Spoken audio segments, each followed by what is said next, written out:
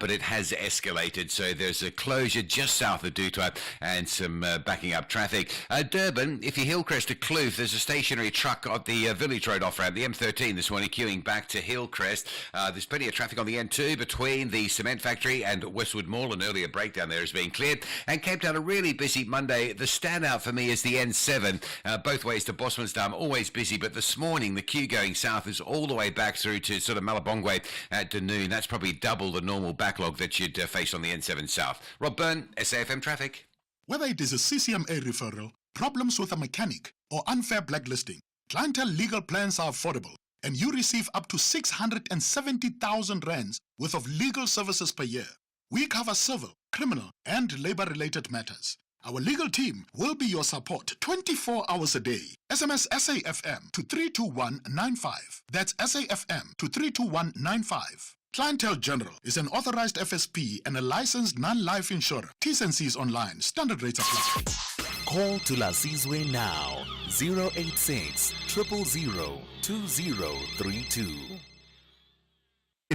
Let's start with Sandile in Umzimkhulu. Sandile, good morning to you. You want to reflect on the funeral of the late founding president of Namibia, Sam Nujoma. Morning, Thulas. How are you? Very well. How are you? I'm good. Thulas, my comment is based on the funeral of the late Sam Nujoma. In SADC, I believe there are about 16 countries. Yes. If the reports are true that there were only about 3 sitting heads of state and 2 former presidents, it gives a concern of what is actually happening in SADC if other heads of states didn't attend his funeral. Yeah. No, that's an interesting observation, Sandile. I didn't follow the attendance of current sitting heads of state versus, former heads of state. But yeah, I mean, it's not the first meeting, is it, where there's been non-attendance. You remember just recently there was also a similar concern around the meeting that was being held to deal with the DRC situation. But this is on a different plane because of who Sam Nujoma was in the region. Absolutely. Because also based on what I read on the media reports that there were only 3 current sitting head of states that were at the funeral and 2 former state presidents. Out of, if SADC has got 16 member countries, it's a little bit worrying what is going on the African continent, especially within the SADC region. All right, Sandile, thank you. Interesting observation. Maybe someone out there has some other insights into why it is that there was such a low attendance by sitting heads of state, as Sandile points out there. Let me take a call from Temba in Gqeberha. Good morning to you, Temba. You want to talk to me about PRASA. Is it about this current contract and what we've been debating this morning? Yes, Thulas. Thank you very much, Thulas. Look, man, let's push back. Is it William from Cape Town? Yes, I can't remember the name, but the caller from Cape Town, yes. Look, the contracting entities, supply chain evaluation committees, or to be specific, cannot evaluate on intent or would-be companies. The call is for competent companies to meet a set-down criterion.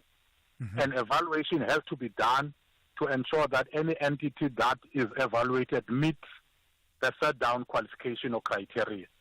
Now, his submission is, even if it's not incorporated, the intent is enough.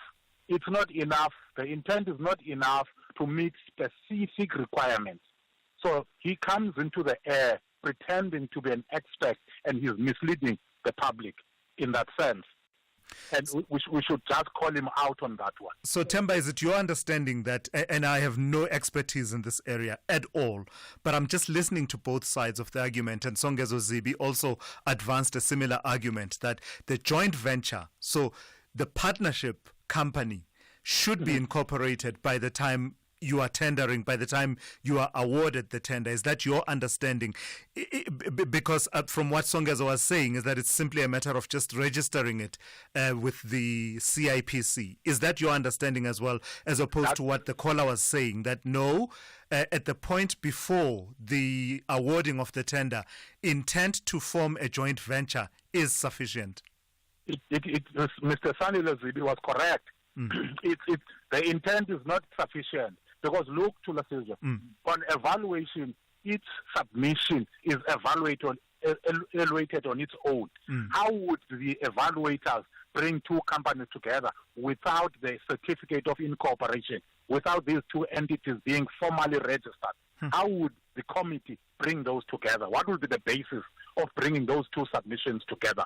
If there is no legal document that brings the two companies together, how do you then take expertise from one company and expertise from another company to make a qualification for a requirement that is set down? You can't. All right, Temba, thank you for that. That's Temba in Gqeberha there, weighing in on the contract at PRASA for signaling. If you just joined us and you're trying to figure out what's happening, it has to do with the contract of 18 billion rand, where PRASA officials paid something to the tune of 2.7 billion rand of that to the bank account of one of the companies that are part of a joint venture, as opposed to paying directly to the joint venture itself. So the debate has been whether that was correct or not, to pay to one of the parties to the joint venture as opposed to paying to the joint venture itself. Let's speak to Arnold in Johannesburg. Good morning to you, Arnold. Do you want to talk to me about the DRC? What about the DRC this morning? Good morning, Tula. It's always nice to listen to your program. Thank you. And good morning to the listeners also. I just wanted to make a quick one about the FDLR, who has been captured by the 14 the fighters. Yeah. Yes. One thing I wanted to tell you. Can Rwanda tell us when was the last time the FDLR entered the Rwandese territory and killed people? I can't remember that. Those people actually, they were having new uniforms from the Congolese army, from the depot that they looted. So those uniforms were from the new one. They were from the Congolese army. So there is no way that they looted that places. So it's impossible for those fighters to be from the FDLR because they were not supposed to have those uniforms. That is one thing. The second thing, they were wearing new Puma sneakers. You know, I've never seen freedom fighters with Puma sneakers new without being soiled or whatever. So that thing of the FDLR is just an excuse for Rwanda to be in Congo and to loot and do whatever they want to do. So we shouldn't get fooled by that. You're very suspicious of this, Arnold. Do you believe that they were planted to masquerade as FDLR fighters? Yes, that is the modus operandi of Rwanda. They've always been doing that. What people don't know, actually, the Rwanda, the Tutsi and the Hutu, they speak the same language. So at the end of the day, even you or I, we can't say who is a Tutsi, who is a Hutu. It's not possible. Only themselves, they know who is a Tutsi and who is a Hutu. But they speak the same language. They eat the same food. They are the same people. But when they want to fight, they become Hutus and they become Tutsis. Sure. How sad. Thank you for that, Arnold. That's Arnold in Joburg there. Let me take one or two of your voice notes. Here's one that has to do with the ceasefire in Gaza. Morning, TS. Morning, South Africa. Well, Israel has just reneged from the agreement they made last month of to continue with the ceasefire and the prisoner exchange and allowing critical objects for survival into the Gaza Strip. Now trucks have been blocked. Nothing is going into Gaza now. They are now conducting ethnic cleansing. But it's not newsworthy. It's not newsworthy to SABC. From Guatemala. I don't know about it not being newsworthy. I get the point you are making. Perhaps coverage can be escalated, but it is absolutely being covered. Actually, the screen on my TV is on SABC2, and just a short while ago, I saw that news item being reflected in the news there, and you will know that we cover that story from time to time, also here on SAFM. But I get the point you are making. It is a tenuous ceasefire, with each side accusing the other of violating the terms and conditions of that ceasefire, and there's been that debate of whether or not it will hold and whether or not it will lead to follow-up phases of the ceasefire being implemented, and to what extent it is possible to forge a conversation about a longer-lasting truce between the two sides based on this tenuous ceasefire. Thank you for your calls and your WhatsApps. We will take a few more a bit later on the show, but for now, let's check in with Ondela Mbana with the latest news.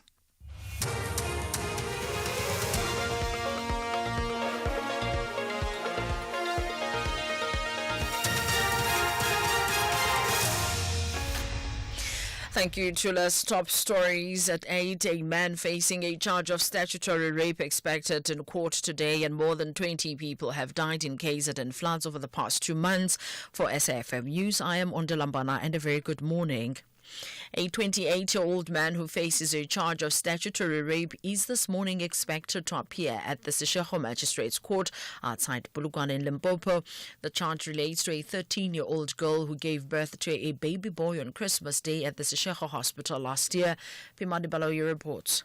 NPA Limpopo spokesperson Mashudu Malavijangi says the suspect was released on bail last week.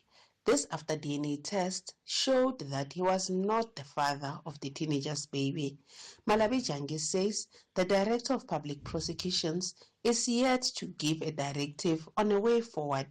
The 13-year-old girl is part of 31 teenagers who delivered babies at Limpopo public hospitals on Christmas Day last year. Biman Baloyi, SABC News, Polokwane. A man arrested in connection with an assault incident at the Zanzo nightclub in Pretoria is expected to be back in the local magistrate courts today. The Congolese national was arrested in Yeoville, Johannesburg over a week ago. This followed the surfacing of a video showing a group of men being physically and sexually assaulted at the nightclub. 6 complainants have since come forward.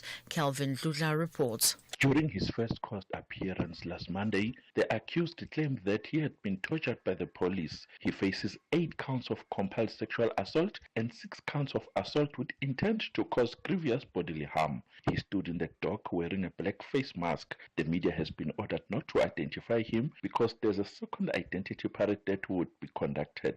The state also needs to verify the documents handed in court to verify whether indeed he is legal in the country. He remains in police custody. Calvin Ludla, SABC News. KwaZulu-Natal MEC for Cooperative Governance and Traditional Affairs, Reverend Thulasizwe Simelane, says more than 20 people have died in floods in the province over the past 2 months. Speaking at a media briefing yesterday following the heavy rains and floods in KZN, Simelane said as heavy rains persist, people must always be cautious and avoid building homes in low-lying areas. He said the death of one person due to floods is a loss to the nation. We have lost more than 20 people in the last 2 months, and we are continuing to count the cost, especially the destruction of public infrastructure, such as roads, clinics, and the access to homes. Without a shadow of a doubt, the cost of these floods runs into hundreds of millions, because you would remember that there were severe floods in 2022, which we are still reeling from and still trying to settle some of the victims of 2022. And on top of that, now we've been hit by recent floods.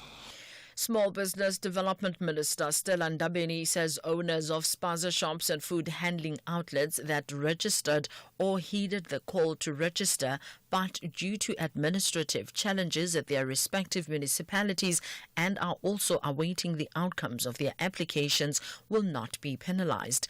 The business owners had until Friday last week to register their businesses for compliance. Ndabeni addressed members of the media in Pretoria, where she also touched on R500 million intervention fund set aside to support small businesses. To all those that have registered or adhered the call to go and register their businesses, and those that are within their constitutional right to do business but still awaiting the processes in terms of the outcomes as they are led by the municipalities, will not be penalized.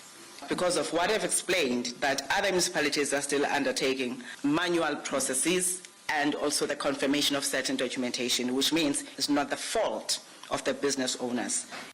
And the Academy Awards are taking place in Los Angeles as Hollywood celebrates the best films and acting performances of the past year. Zoe Saldana has been named Best Supporting Actress for her role in the musical thriller Emilia Perez. The BBC's David Willis has more details. In an impassioned acceptance speech, Zoe Saldana said she was the first American of Dominican origin to win an Academy Award.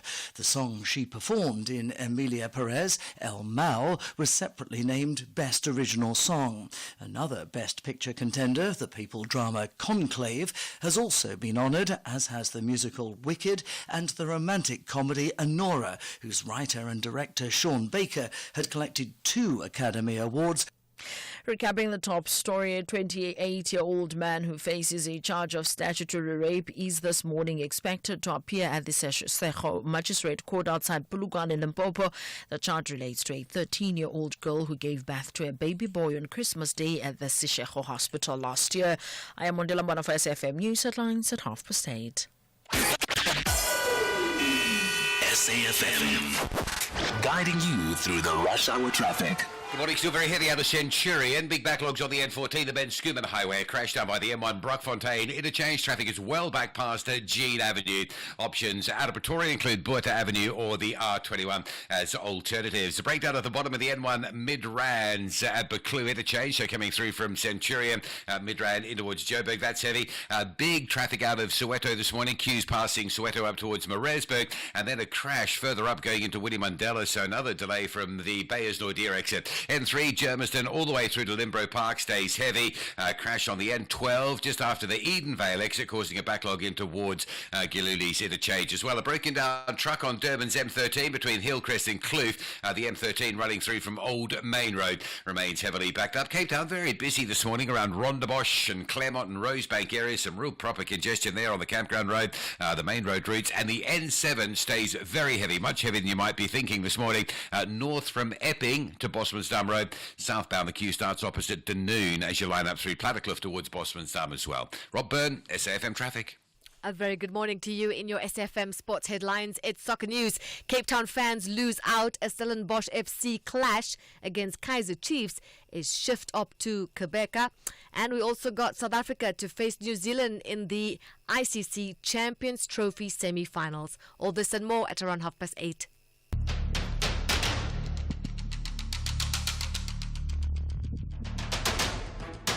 The Morning Brief with Thulasizwe Simelane. Weekdays, Monday to Friday, 6 to 9 a.m. The Morning Brief with Thulasizwe Simelane. Weekdays, Monday to Friday, 6 to 9 a.m.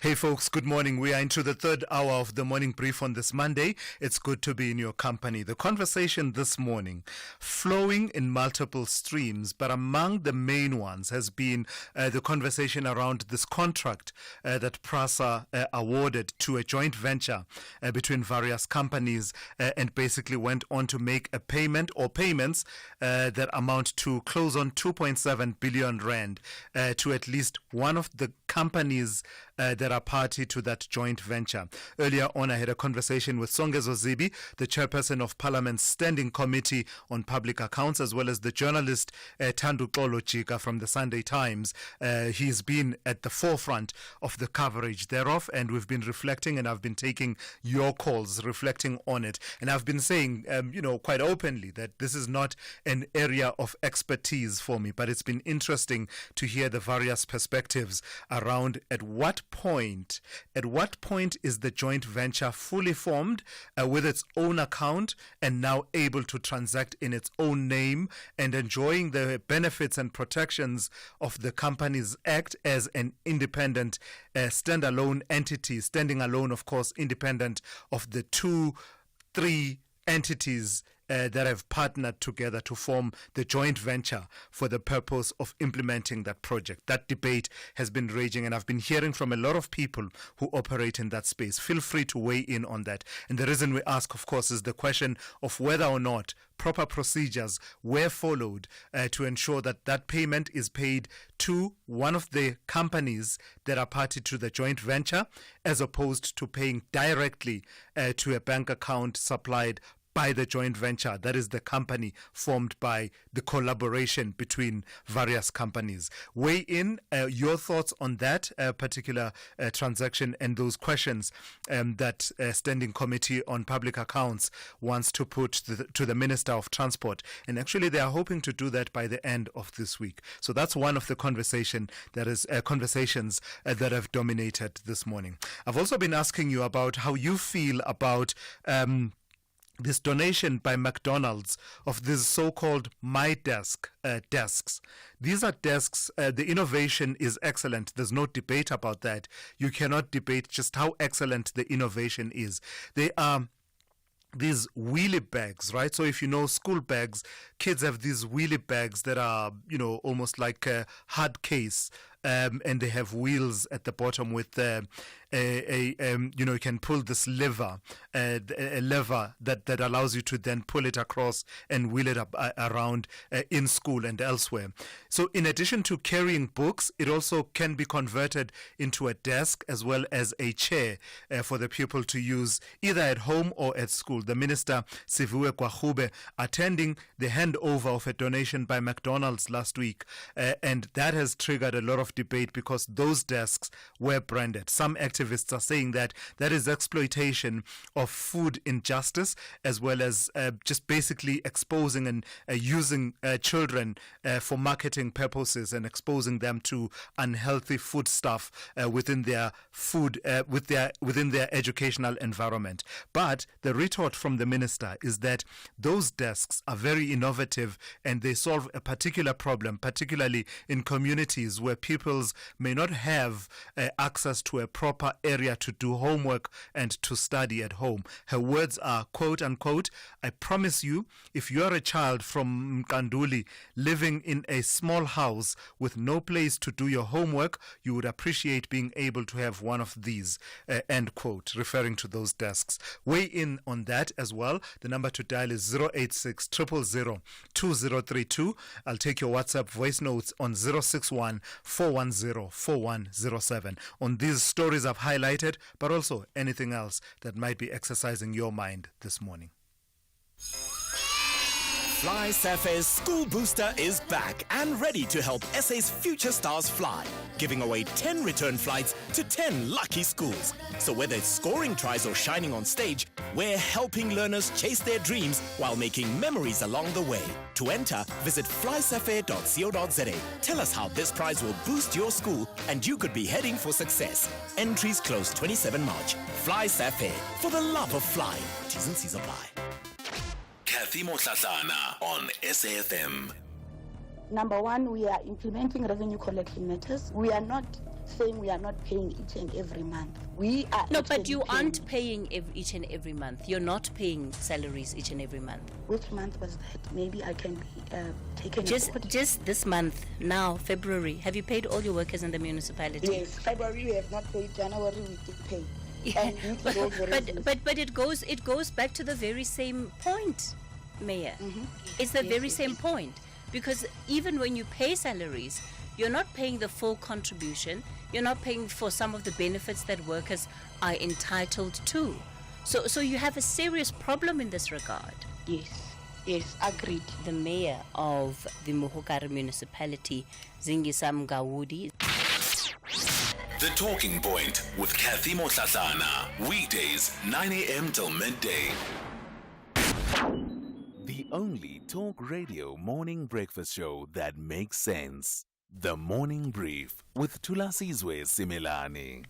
14 minutes after 8, the Financial Sector Conduct Authority, FSCA, has cautioned that while creating a meme coin is not illegal in South Africa, many related activities fall under the financial regulation and may require a financial services license. The warning follows the rise of meme coins like the Trump one as well as the Melania dollar, which have drawn attention for their promotional tactics politics and sparked controversy over allegations of scams and insider trading. Let's welcome Nolwazi Hlophe, who is Senior Specialist in the FinTech Department of the Financial Sector Conduct Authority, FSCA. Good morning to you, and thank you for your time. Just as some of us were grappling to try and understand how cryptocurrencies in general work, how specific cryptos such as Bitcoin work, now comes meme coins. And you as regulators are keenly watching all of this. Tell me what your understanding is of what a meme coin is and how it fits in the cryptocurrency universe. Hello, everyone. Thank you so much for having me on the show. So, meme coins are a type of crypto. Nolwazi? Sorry, we lost you there for a moment. Hello? Nolwazi, if you don't mind, may I ask that you start again explaining what meme coins are? We lost you there for a moment. Okay, so meme coins.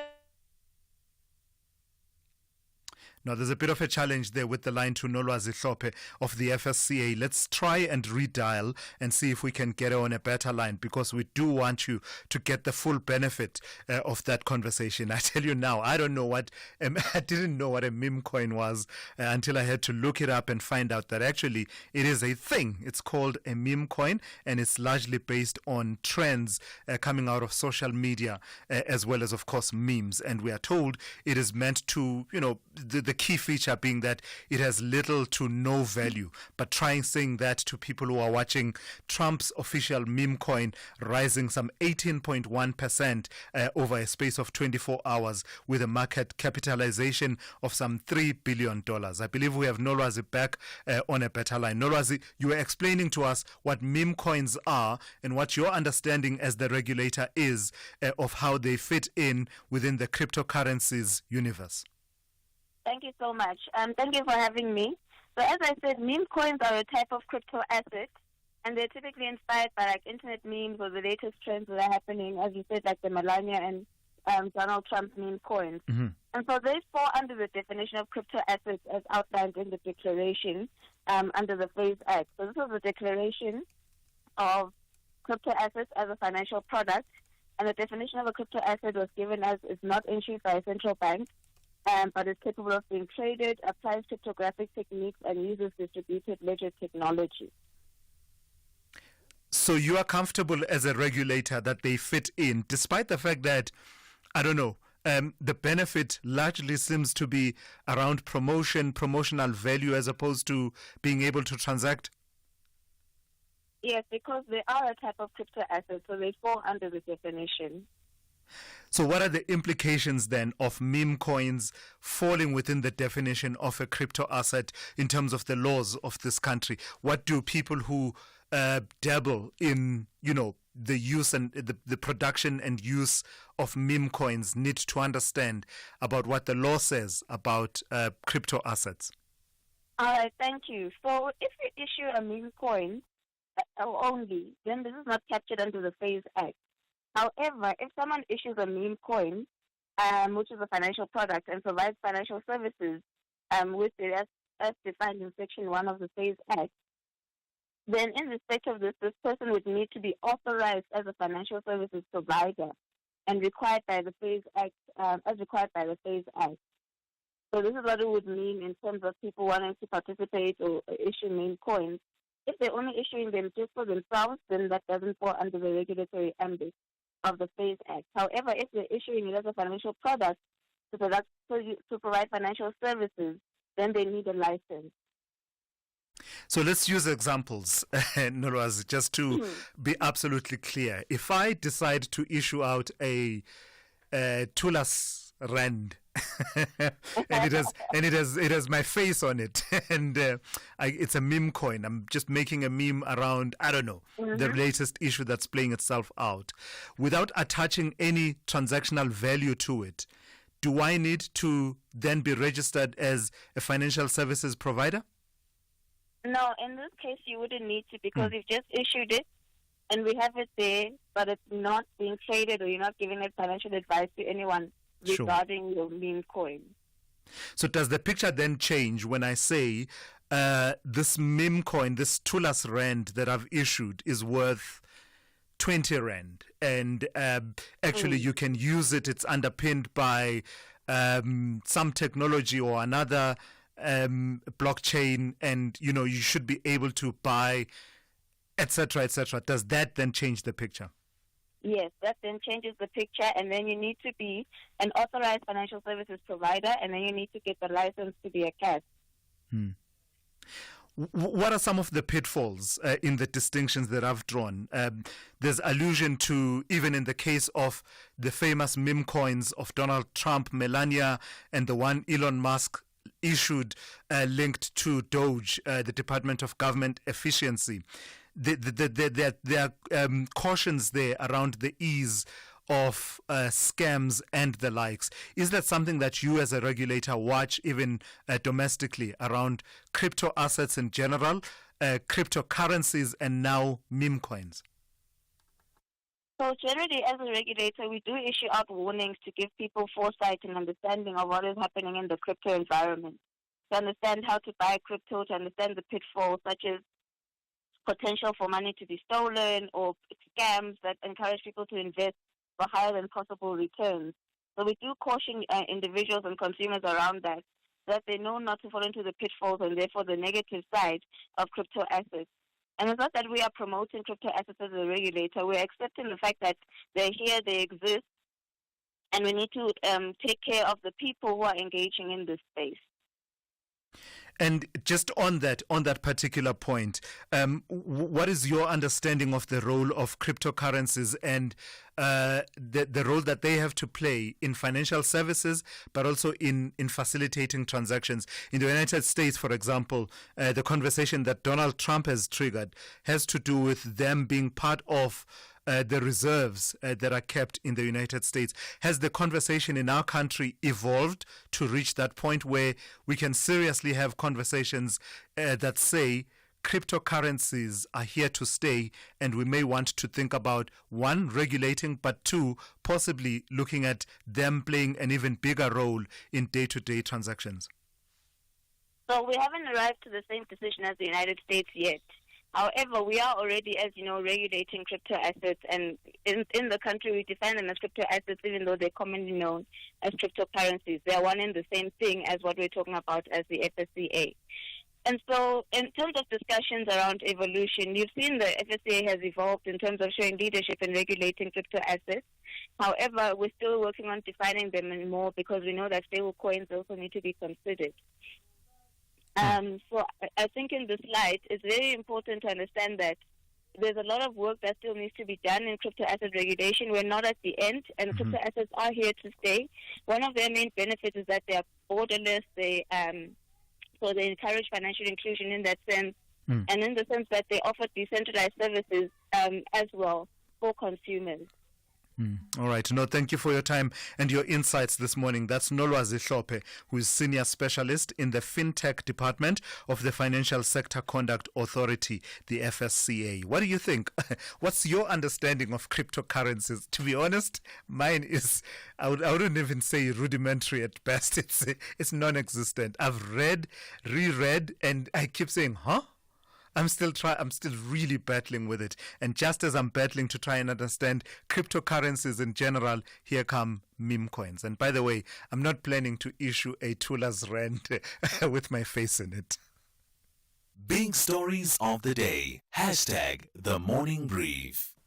Yeah, all right. So let's take your calls this morning. Let me speak to Loyiso in the South Coast. Good morning to you, Loyiso. You want to talk to me about the desks that have been donated for school children? Yes, Thulas, good morning. I want to caution the South Africans here against the encryption of what have always been happening, perpetual African dependency. This is what is going to happen. When somebody comes to your household, offer to fund what was generally your responsibility as a parent. One, that person is creating a family dependency on himself. And two, you are opening your family up to having to having an undue influence by an outside person who might have malign intentions against your family. That is what is going to happen here. The Department of Education, when they choose not to buy these desks because this company, McDonald's, is paying, it's going to lead to problems. I will just make 2 examples just to set the cat amongst the pigeons. The first one is this U.S. Antiretroviral program that the government was meant to fund, but they were twisted into letting American NGOs to fund it. That came at the expense of us abandoning the program that Mando Shabalala Msimang suggested, that we produce the antiretrovirals in the country. Yeah, I've got to move you along, Loyi. So what's your second example?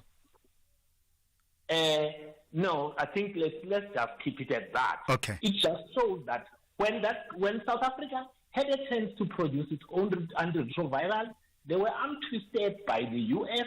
to buy U.S.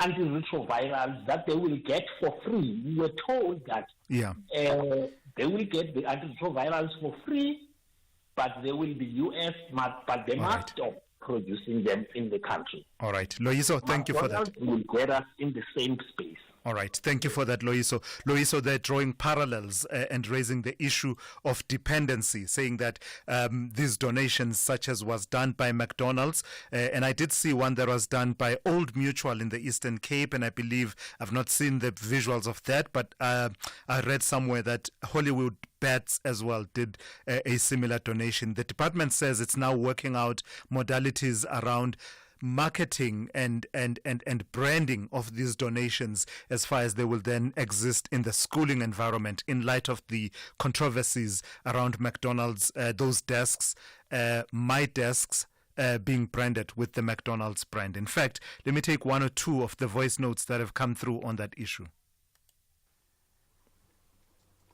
Morning, Thulas and the team. I think it is better if McDonald's rather gave the money instead of spending it on those so-called desks and actually giving it to the school to provide them desks, or better yet, McDonald's could have given the money to start a food garden so that the school can actually give the kids food, because what is the point of a kid coming to school learning on an empty stomach? All right, no, that's interesting. So I guess you are linking it to McDonald's being the producer and retailer of fast foods, saying that perhaps a better way of contributing would have been to contribute to better nutrition. But I suppose, I mean, as a corporate citizen, they could look at various ways to contribute. And if the need, as we are told, is some 2.7 billion rand in terms of school furniture that needs to be in schools but is not there, and you are seeing that the budgets are being cut, the department just doesn't have the wherewithal, perhaps you could contribute in a different way. But I take the point that you are making, that perhaps a better way could have been for them to donate the cash for the desks to then be bought. Vusi, you also want to weigh in on the story. Good morning to you. Morning to you, Thulas. Yeah, I think my sentiments are the same of the previous caller to say for any private companies which want to donate into government, it should be clear that you donate the cash, then government, it knows what is India needs and what we needed quickly. Yes, they might think of buying those desks, only to find some areas or some provinces, they have it in abundance.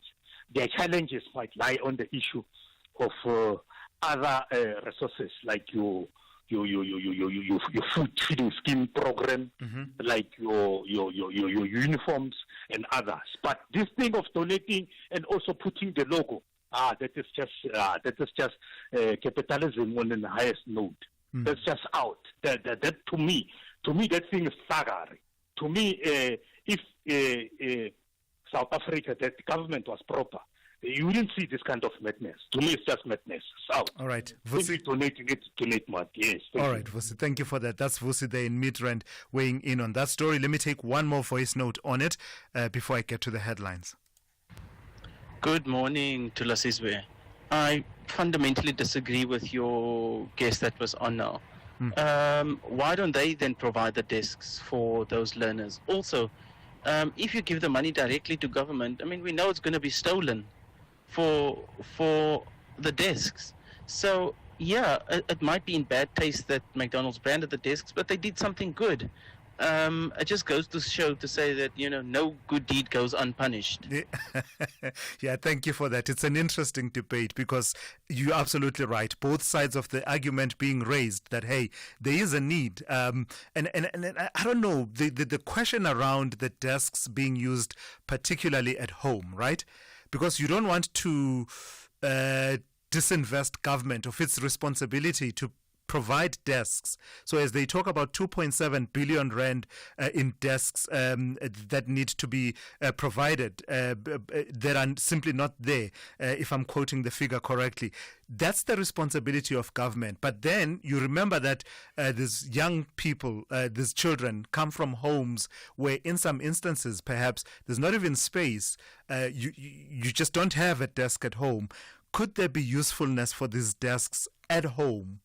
I'm just wondering, and I'm fascinated by both sides of the argument around the branding, around the weight of these particular bags that turn into desks and chairs that these children can wheel around between school and home. All right, let's leave that there for now. We'll take more of your calls and your WhatsApp voice notes a bit later on. For now, Ondela Mbana on standby with the latest news headlines. Thank you, Tulas. In the headlines, the ANC has reconfigured its NEC subcommittees with immediate effect. ANC Secretary General Fikile Mbalula has sent a letter to NEC members stating that the reconfiguration is aimed at reinforcing committees and applying the principle of rotation. A 28-year-old man who faces a charge of statutory rape is this morning expected to appear at the Seshego Magistrate Court outside Bulugwane, Limpopo. And the Eastern Cape Department of Transport has cautioned drivers travelling on the N2 road outside Dugwa towards Butterworth and East London to find alternative routes this morning. A full update follows at the top of the hour. SAFM, guiding you through the rush hour traffic. Been a very busy Monday for a lot of Joburg motorists, largely due to crashes, crashing all over the show. The R24 towards the airport, a crash after Barber Road, so there's queuing pressure there into the airport. Crash on the N12 Joburg bound between Edenvale and the R24 merge, so that's quite heavy coming in from sort of Craft Road side.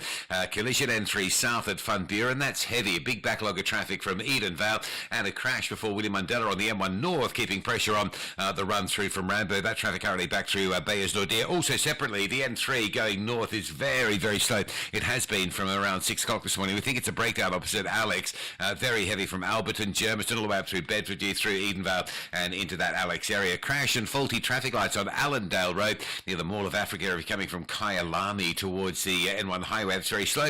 Durban, a breakdown into north on your way to the airport by Sabaya, causing a slowdown. Always does. You drop into a single lane once you get a breakdown because of the roadworks. And Cape Town's N7 has been the standout queue this morning. Still very heavy if you're running north from around about the Epping Fire Station all the way to Bosmansdown Road. Southbound still very heavy from Plattercliff Road as you're on route there down to that Bosmansdown Road exit. And the M3 worth a mention, heavy from Wynberg Hill all the way through to Hospital Bend territory. Rob Byrne, SAFM Traffic. This is SAFM Sport with Zai Khan.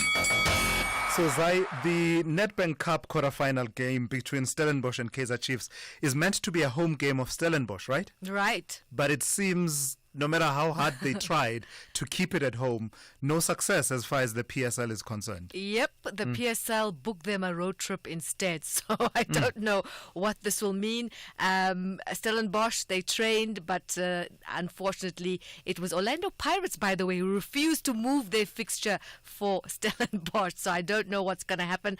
A home game is now an away game. That's the logic we have to go with. That's Stellenbosch FC being forced to play their Nedbank Cup quarterfinal against Kaizer Chiefs in Gqeberha, and PSL rejected Stellenbosch's request to use Athlone Stadium on the 9th of March, citing FIFA's 48-hour venue rest rule, as Athlone is set to host a premiership match 2 days later. Now, Stellies proposed moving that league fixture by a day, but both the PSL and their opponents, Orlando Pirates, refused. With Cape Town Stadium unavailable due to the Cycle Tour Expo, Stellenbosch now face a trip to Nelson Mandela Bay Stadium, raising concerns about fairness, fan accessibility, and the PSL's decision-making process. Let's go to the SuperSport United assistant coach, Andre Arendse, saying their 1-0 defeat away to struggling Magesi was not for the lack of trying.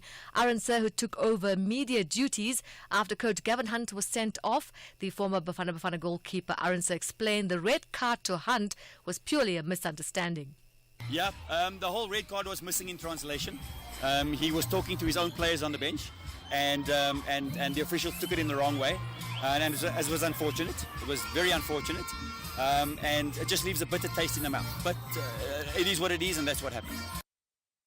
On to soccer. Bafana Bafana fought hard but could only manage a 1-1 draw against Egypt in the first leg of the CHAN qualifiers at Free State Stadium. The Pharaohs holding the advantage with an away goal, meaning Bafana must win in Cairo next Sunday to qualify. Women's soccer, the University of Johannesburg coach Ntabeleng Dunga Modiko believes that their 1-0 victory over newcomers, the University of Cape Town, has established a strong foundation for their Hollywood Bet Super League campaign. She emphasized that winning the season opener is a confidence booster. It's a good omen for me because I don't really put too much on that, but it's a mental note that I have for myself that it's an opening match. I think it sets me for the entire season. If I for the 3 seasons that I've been here at UJ, I've never really gotten to miss an opening or lose an opening match. So that's amazing in terms of how we are doing things at UJ. I just hope that this will continue for many, many years, for even post me, after me, whoever that comes in, they must just believe in themselves that the opening match, it really, really sets the tone for the entire season.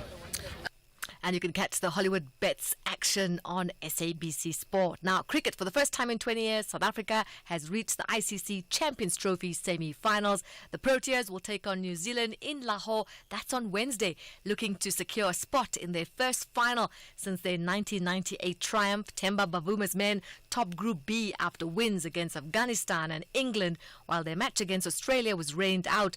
Meanwhile, India and Australia will face off in their first semi-final in Dubai tomorrow. That's a wrap of your Morning Brief Sport. We'll have more at around 12:30 with John Gericke for SAFM. I'm Zai Khan. The Business Update on SAFM.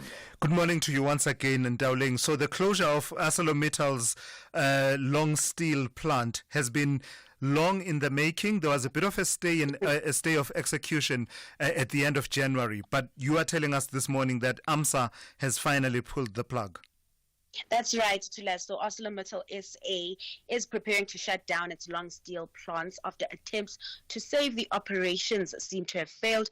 South Africa's largest steel producer initially announced these plans in January that it would wind down its plants in Newcastle and Vereeniging, resulting in 3,500 job losses and putting 25,000 jobs in the steel value chain at risk. Now, despite a month-long delay for further talks with the government and other stakeholders, AMSA says it has been unable to find a sustainable solution to keep the business going. Now, according to a Business Times article, a group of black businesses are interested in acquiring AMSA's long steel operations and is working on a package deal. The IDC may be involved as a finance and equity partner in the potential deal. AMSA CEO Cobus Versterst expressed disappointment that the company's efforts to find a sustainable solution had failed, resulting in negative impacts on the economy and local communities. Now, the shutdown of the blast furnace is expected in early March, with the final wind down into care and maintenance to be implemented in the second quarter of the year.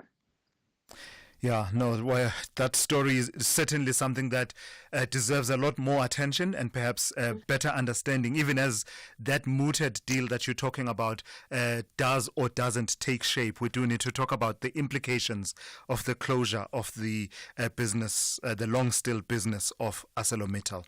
And then another story that you highlighted last week, Ndauling, has to do with this takeover bid at Barloworld. You said some shareholders rejected it. We now know that those shareholders included the PIC. markets. That's right, Tulas. And last week we spoke about that takeover bid failing to get to the finishing line. In a shareholder meeting, over 60% of investors voted against the deal led by CEO Dominic Sewela. Initially, it was well known that Barloworld's third largest shareholder, the UK's Silchester, was against the deal. Now, in a surprise move, the group's largest investor, PIC, made a public statement denouncing the deal, expressing concerns over governance at Barloworld. The PIC criticized Barloworld's board for its handling of the takeover bid, saying it expects boards of its investee companies to act in the best interest of all stakeholders. Now, the PIC says it remains open to engaging with Barloworld on the transaction, but emphasized the importance of inclusive transactions. And this is interesting because following the failed bid, it did trigger a standby offer. So we'll see how that develops and whether the shareholders will be interested in that. Now, the consortium leading the takeover bid has stated that its offer is final and has received support from key suppliers like Caterpillar. All right, lastly then, Daoliang, what kind of a Monday can we look forward to on the markets? So local markets likely to recover this morning, Tulas, following global peers. A busy day on the company news front, results from Santam, Italtal and Bidvest. Later on in the day, we'll also get numbers from the JSE. So plenty for traders to digest today. Looking at the local units, the Rand kicking the week off on the back foot at 18.64 to the dollar this hour. Things, however, are looking up stateside with futures in the green. Investors on that end eyeing PMI data for a greater sense of how the manufacturing sector is performing. Then over in Asia, markets pulling back despite upbeat Chinese factory activity data, which initially boosted sentiment. Stocks on that front are now on track to end the day mixed. Always right on the money. That's how Daoliang Lechela. She's kept you updated on business, the markets, and the economy over the last 2.5 hours. Over the last 50 years, one man has played an unparalleled part in transforming British society. This man is Rupert Murdoch. Feared by politicians, Murdoch has built the biggest media operation on the planet. His empire has given him extraordinary power and influence. The rise of the Murdoch family is an electrifying study of the Murdoch dynasty, charting the ups and downs of an empire. From the ambition that fueled its success, to the criminality that led to the closure of the News of the World and the Leveson Inquiry. This is The Rise of the Murdoch Family. Thursdays at 10 p.m. starts 13 February, only on S3. In times like these, everyone is looking to save wherever they can. But you don't have to be a detective to know that with Outsurance, you could be saving big on your car insurance. Hear it from real Outsurance client Marius. The great big saving that I've got, 765 Rand, 27% a month on my premium. It's so quick and easy to swap over. I am part of the Outsurance family. It's a no-brainer. SMS out to 30754. That's out to 30754. Saving on car insurance makes you feel like a winner. And the best part is, if Outsurance can't beat your car insurance premium, ask them for 500 Rand cash. And make that 1,500 Rand cash if you've been claim-free and with the same insurer for 3 years. SMS out to 30754. That's out to 30754. With Outsurance, you always get something out. A licensed insurer and FSP. T's and C's online. Big stories of the day. Hashtag the morning brief. 16 minutes to 9. Let's turn our attention to this now. By the way, the new date of the budget, right, the 12th of March, is inching ever closer. And I wonder how close we are to a resolution of the differences. And it relates to the story that we go to next. The South African Local Government Association, SALGA, in KwaZulu-Natal, is warning that a blanket VAT increase could hurt households, municipalities, and local economies, while acknowledging the the government's need to boost revenue for public services and economic growth, SALGA is calling for targeted taxes instead, arguing this approach would raise funds more fairly without placing an undue burden on low-income communities. Let's welcome into the conversation Sabelo Kwala, who is Director of Operations at SALGA KwaZulu-Natal. Good morning to you, and thank you for your time. So you make, as your starting point, a very interesting point about a blanket VAT increase, the impact that it would have. You highlight that while much focus has been on foodstuffs for households and the likes, actually the implications would transcend individuals and households and would affect even municipalities. Just tell me about that point. Absolutely. And good morning to yourself and your listeners. This is indeed a worrying proposal, one that SALGA is duty-bound to input and inform, because SALGA represents all municipalities in KwaZulu-Natal, and all of them, they buy inputs for their products. For example, many of the inputs that municipalities buy are not zero-rated, and they have to pay VAT on those products, but the municipal budgets only start in July. So which means by now you've already consulted your citizens on what you expect to be the budget for the coming year. You'll have to go to citizens again and say, I'll be adding another 2% because I'll be paying 2% on all the VAT products that we know of, from uniform right down to all the inputs used in the water service as well as electricity. So there are some proposals that SALGA is making which we believe are quite progressive and fair. Yes. We'll get to the proposals in just a moment. But I mean, I see that among the services, goods and services you mentioned, electricity and water, building materials, ICT equipment and software and the likes, cleaning and hygiene supplies. What would be the ripple effect, if I understand correctly? These are not zero-rated on your side, and perhaps not zero-rated, certainly as far as water and electricity is concerned, as far as it reaches the consumer. What would be the ripple effect of a VAT increase in as far as, consumers paying for their services and the likes? Yeah, the ripple effect is one that our initial estimates are showing that not only will you have an immediate 2% increase to the cost of running a municipality, but there are actually multipliers that apply there. For an example, there are some goods that when you buy it at 2%, and you also charge a VAT of 2%, you're actually charging more now to the citizen than the 2%. So the multiplier effect of a 2% increase is actually quite profound, because many of the goods are not in themselves used directly by the consumer or by the municipality as a consumer, but they're actually an add-on or an input into other goods. Yeah.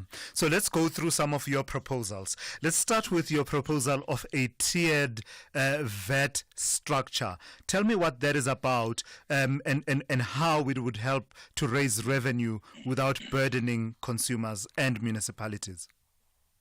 Well, I mean, if you consider VAT is actually just a taxation on goods. And in South Africa, we have a uniform blanket approach where if you're buying a Louis Vuitton and I'm buying a normal shirt, both of us are paying this 2%.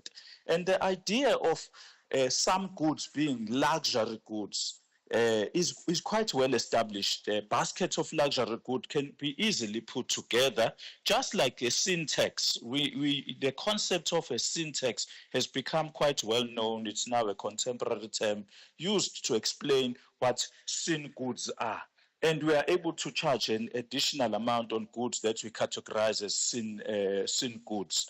So the idea is here that SALGA is suggesting, why don't we have a staggered approach where goods which are directly impacting the consumer either remain where they are or are zero rated.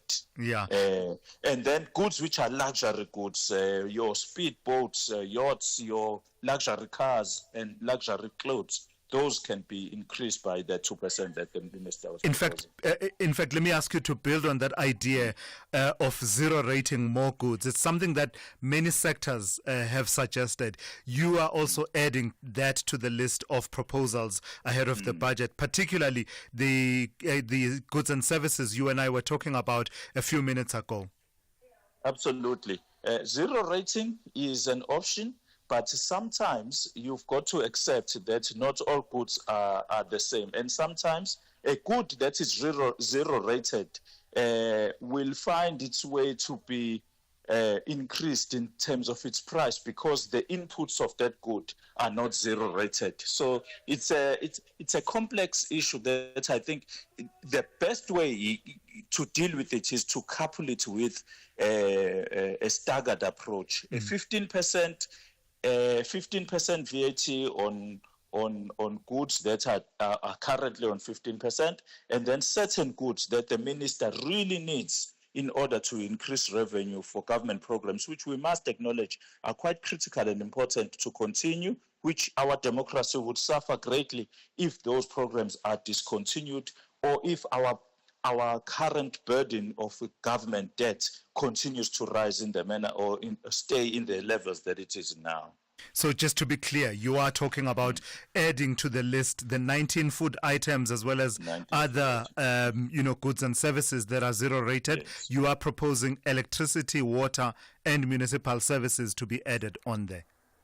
Absolutely, and that one is an old SALGA proposal that we've said for quite some time, that these products are basic goods that citizens need to see as zero rated. But we can't be so irresponsible as to not give a way out for a minister who's facing an 80% debt increase. So let's add to the zero rating, but let's couple that with an increase on luxury goods. And that list we are ready to provide to the minister as a proposal. Yes. All right. Sabelo Kwala, thank you. I've got to thank you for your time. That's the Director of Operations at the SALGA, South African Local Government Association, its KwaZulu-Natal chapter. SAFM, guiding you through the rush hour traffic. Stays pretty heavy on Joburg's N1 from Beyers Nordia through to an earlier crash up by Winnie Mandela Drive. Collision on the R24 at the airport, taking a while to clear the R24 approaching OR Tambo International is back beyond the Barbara Road exit. N3 North stays heavy from Germiston through to Alex. The Mike 1 both ways down to Corlett Drive. Very slow this morning. Northbound, in fact, extending a queue beyond that up to Grayston. So from sort of Crown Interchange, just stays heavy all the way to Sandton. Southbound coming off the N1 through Buccleuch down towards Corlett Drive. Fairly slow going as well. Durban, all the major issues around the M13 between Hillcrest and Kloof with all those breakdowns have all been cleared away this morning. The N2 North, a breakdown at Sabaya, that's also out of the way. In fact, Durban looking pretty good. Just a reminder to check before you travel Durban through to Cliffdale. You can hit an hour's worth of delay just like that if you get a breakdown in that construction zone. Cape Town, highway still busy. M3 queuing up from bottom of Wynberg Hill through towards Rhodes Drive. The N2 inbound from Robert Sobukwe to Hospital Bend's really busy, and the N7 is really bad this morning, queuing from Epping Fire Station up through Goodwood towards Bosmansdam Road. Southbound, it's still pretty heavy coming through from Plattercliff Road towards that Bosmansdam exit as well. Rob Byrne, SAFM Traffic. It's time to shine for young athletes across South Africa. From thrilling football and rugby matches to intense netball games. Experience the passion and prowess of Mzansi's finest young sports stars. SuperSport Schools and SABC Plus bring you the specially curated channel dedicated entirely to school and youth sports. Join us as we celebrate their achievements and bring the excitement right to your screens. This is your chance to support the future of South African sports. The SuperSport Schools channel on SABC Plus, where every game is a home game. Don't miss a moment. Download the SABC Plus app today. Available on iOS, Google, and Smart TV. Or visit sabc-plus.com to start streaming. SuperSport Schools on SABC Plus. All the sport you care about most. Now streaming wherever you are. Fizzy drinks and fruit juices can make our children sick. Sugar is dumped into their bodies with every sip. which could lead to obesity, heart disease, and diabetes as they age. We must protect them from drinks high in sugar. Demand a stricter health promotion levy now. Sign the petition on heala.org. That's HEALA.org. Call Thulasizwe now. 086 000 2032. Let me quickly take one or two of your voice notes before going on to the calls. Just back to back. Let me just take those. Good morning, Mr. Thulas. It's Mr. Simelane. No, Thulas, the government must do the right thing. They must build more schools and equip it properly, because the youth is the future of our country. And these people that put these desks onto the market, McDonald's, I think they want to make quick money overnight. It should never be allowed. Thank you, bye. Morning, Thulas. It's Chris in Cambertown. This thing about so-called desk really shows that people are using their mental stereotypes to engage with what is happening here. Children are carrying, just without this desk, more than 2 kgs of school items in their bags each and every day, and nobody is complaining. Just take any bag, any natural bag that you are currently using, and measure it. But because in our minds we have got our old school desk and chair, we therefore have used that in order to assess how this bag will impact the children. Yeah, it's an interesting debate there. Thank you for that, Mr. Simelane and Chris in Camperdown. It's an interesting one, particularly also the issues that Chris raises about the weight of these wheelie bags that turn into desks. A lot of people have been talking about it, that 2.5 kilogram is quite a bit for a young child to be pulling around. But I keep emphasizing that the Department of Basic Education says that would not be mandatory in those schools where these desks have been donated. The children have the option of leaving these at home. But the Minister Siviwe Kwahube saying that the usefulness, perhaps at home, where the child doesn't have a proper space from which to do their homework, highlighting that cannot be, can never be overemphasized, gives the child some space that is organized, that enables them to do their homework, plus an LED light in cases where there's not enough lighting at home. Let me take a call from Temba in Protea Clan. Good morning to you. You also want to talk about these school desks that have been donated. Yes. How are you? Very well. How are you? I'm good. I don't know what's happening with South Africa. The embezzlement from South African is worrisome. The McDonald's make donation for these children. Then the insecurities from South African, they think, hey, someone will come and take over their power, their power. Understand that? That's all that they are thinking. They are scared. I don't know where this fear come from. McDonald's is doing this amicable. Understand? There's nothing sinister there. They are not going to take over the country. They are not going to remove the president and take over the president. All they think is it's power. So, Temba, you think we are overreacting? Yeah, they are overreacting. That's imbecility. We have reached our mental state has deteriorated. I don't know. Everything is about, hey, they are going to the U.S. because McDonald's is from U.S. Gotcha. Hey, the United States will take over. Gotcha. Understand? We are, yeah. I hear you, Temba. I don't know what. They must deal with their insecurities. All I'm right. done with South Africa. Thank you. You can't be done. You don't have the option to be done with South Africa. That's Temba there in Protea Clan. Says we are all overreacting. McDonald's was just trying to do a good thing, and we are now over-analyzing it and, taking it to extremes. Let's hear what Wellington in Polokwane has to say about this. Good morning to you, Wellington. Good morning to you too, Thulasizwe and all the listeners. A quick one. Yes. I don't think we are, in fact, we should never have found ourselves in this position where we have to be getting donations from other people. That is the reality. So this points out to say that on a serious note, we've not been able to manage that which belongs to us. Desks are things which should not have been this costly for us to wait for somebody from outside then to just come and bring them in, to the schools and all that. And I've heard some other people saying McDonald's should have given money instead of giving these wheelie bags and all of those. That I'm thinking, we've proven not to be able to manage the money that we've gotten, our own money that we've gotten from other stakeholders. They are going to chow the money, my brother, before there's anything that has been done. And if I had a company and I needed to do something, I'll also put my own brand. What we should be fighting about is that we should never find ourselves where we have to depend from other people from outside to do the things which we should be doing for our own children. And it's not only for our children. We do it with hospitals right now when they are removing the US aid and all that. We should never have been in that position to say that somebody must come and give us aid from outside. When we've got all the resources that we need, we must just learn how to manage our own resources. Wellington? People must just use them correctly. Wellington, thank you for that. Let's leave it there. And in fact, the figure that I was citing earlier on, the correct figure is 2.4 million pieces of furniture that are still needed in our public schools. 2.4 million pieces of furniture needed in our public schools. So that is the figure there. Thank you for listening. That's how we come to the end of today's edition of the Morning Brief. The Talking Point with Katie Motlatlana is up next here on SAFM after the news.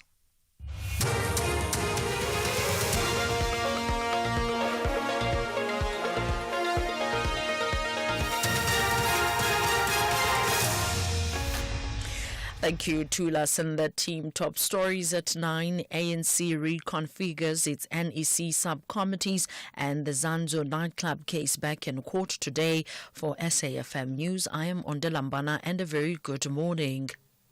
The ANC has reconfigured its NEC subcommittees with immediate effect.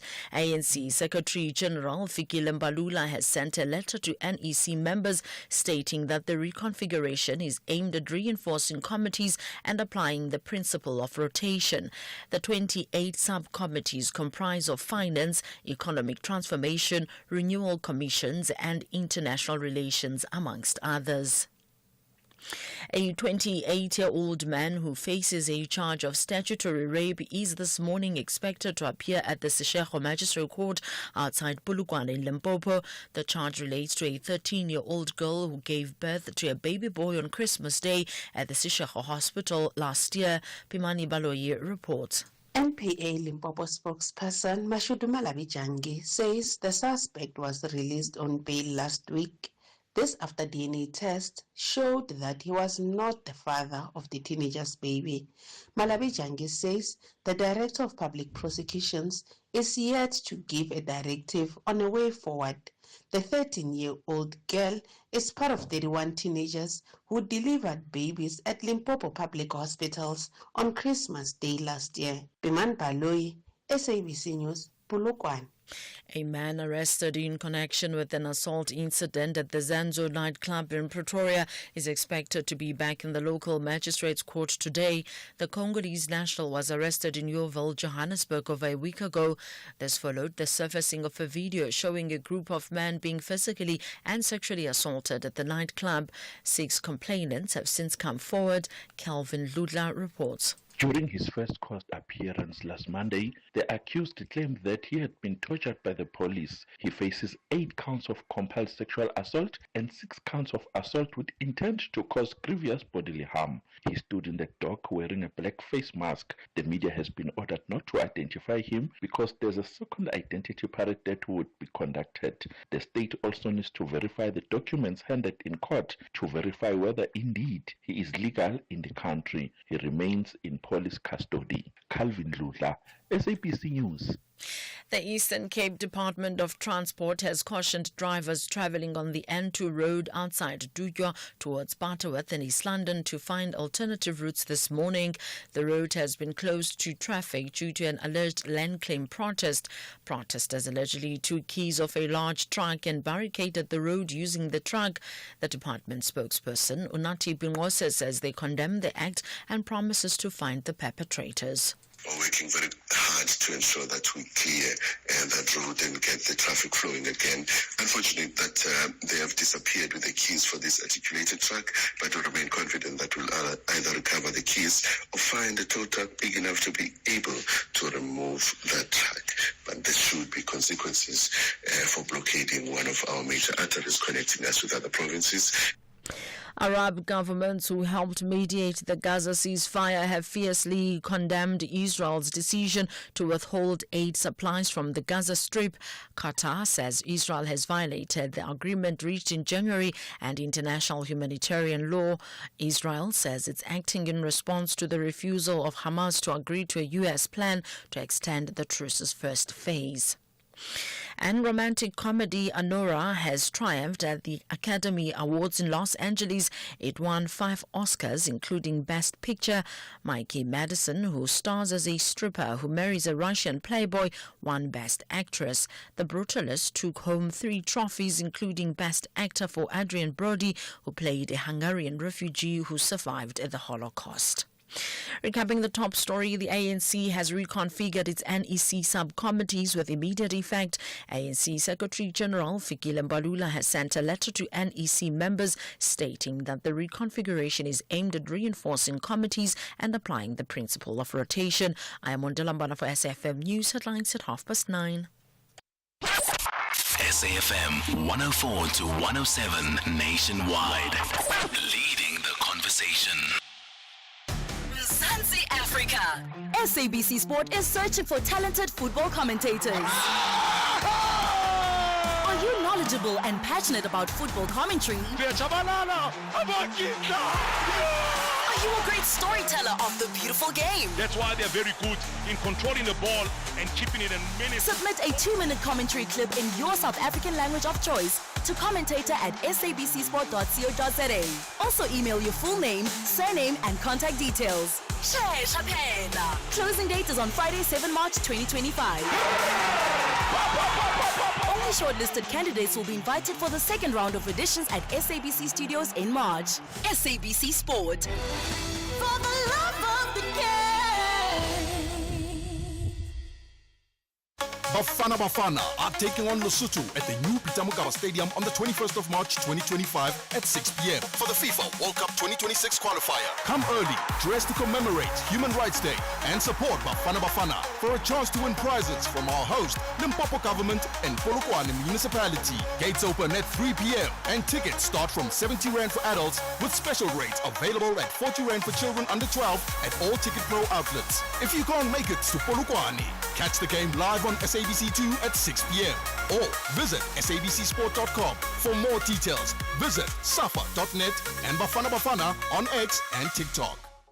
Nothing gets you going in the morning like your favorite cup of coffee, but lately that cup of joe is hitting your wallet hard. The cost of living keeps going up, but it's reassuring that OUTsurance is still committed to ensuring that their clients always get something out. OUTsurance has paid out more than 6 billion Rand in out bonuses. There's never been a time to switch and save. SMS out to 30754. That's out to 30754.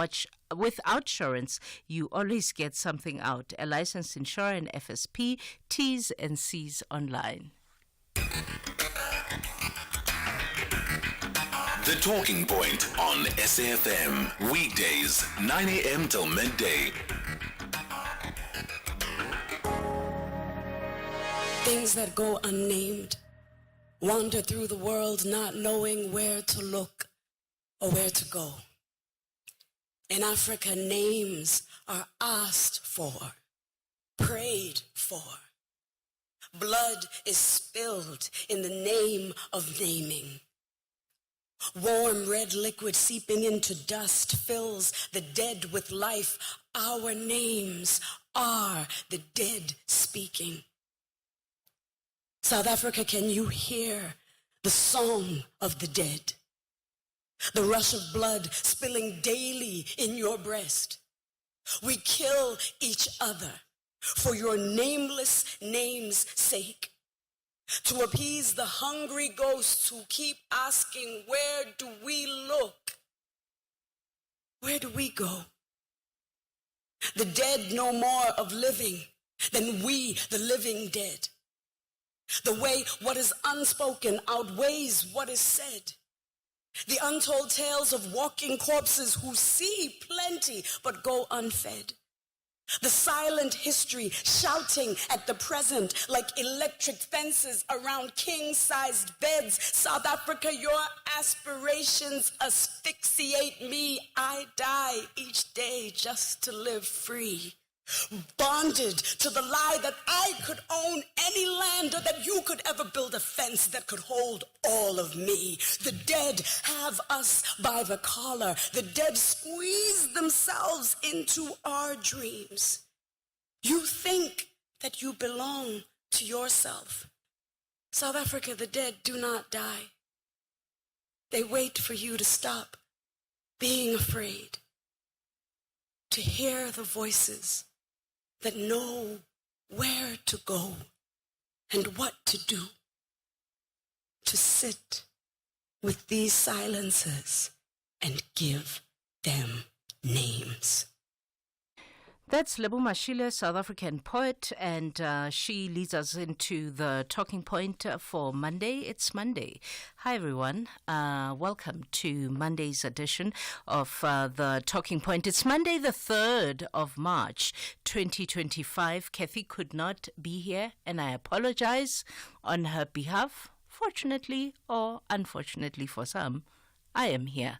My name is Khomotso KG Mweketsi, and we are SFM leading the conversation, and studio numbers, whenever you want to join that conversation, 086 000 2032, 086 000 2032, the SMS line 41391, 41391 will come to you at 150. The excuse me, the WhatsApp line 061 410 4107, 061 410 4107. On X, we are at SFM Radio. Coming up on the program, we open the lines for you.